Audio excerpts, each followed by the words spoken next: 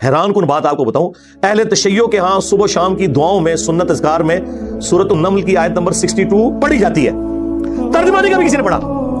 اور ہمارے جس اسٹوڈنٹس نے پڑھا جو شیعہ مکتب سے تعلق رکھتے تھے، کیونکہ میں نے اس آیت کو اتنی دفعہ کوٹ کیا، انہوں نے کہا ہم تو یہ صبح شام پڑھتے ہیں، ترجمہ پڑھا تو انہوں نے کہا یار یہ آیت پڑھ کے بھی سب سے زیادہ شرک ہم کر رہے تھے، کیونکہ اس آیت کے اندر کیا لکھا ہے؟ مولا سے پوچھا، میں نے کہا سرکار اللہ احد ہے، ایسا ایک ہے کہ جو تقسیم بھی نہیں ہو سکتا، وہ ایک ہو کر احد ہو کر کہتا ہے ہم، تو مولا ہم کہتا کب ہے اللہ؟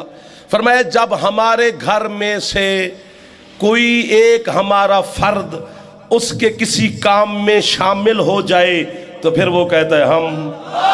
کہہ رہے ہیں ہم نے انسان کو خلق کیا ہے، ڈھونڈتا رہا کہ اس ہم میں اللہ نے کس کو عزت بخشی اپنے ساتھ شامل ہونے کی، تو بھٹکتے بھٹکتے بھٹکتے بھٹکتے میری روح ملک کے عراق کے شہر کوفہ کی مسجد اعظم کے ممبر کے قریب سے گزری۔ ممبر ابریز پر ایک ازلی خطیب بیٹھا تھا جس کا نام ہے علی ابن ابی طالب، تیرا مرشد علی۔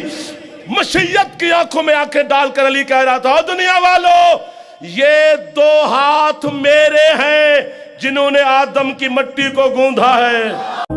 امن یجیب المضطر اذا دعا، بھلا بتاؤ کون ہے جو تکلیف میں گھرے ہوئے شخص کی فریاد کو سنتا ہے، ویکشف السوء، اور اس سے اس کی برائی کو تکلیف کو دور کر دیتا ہے، ویجعلکم خلفاء الارض، اور تمہیں اگلوں کا خلیفہ کرتا ہے زمین پر، تمہارے ماں باپ کے مرنے کے بعد تم، تمہارے مرنے کے بعد تمہاری اولاد کو۔ الہ مع اللہ، کیا اللہ کے ساتھ کوئی اور معبود بھی ہے؟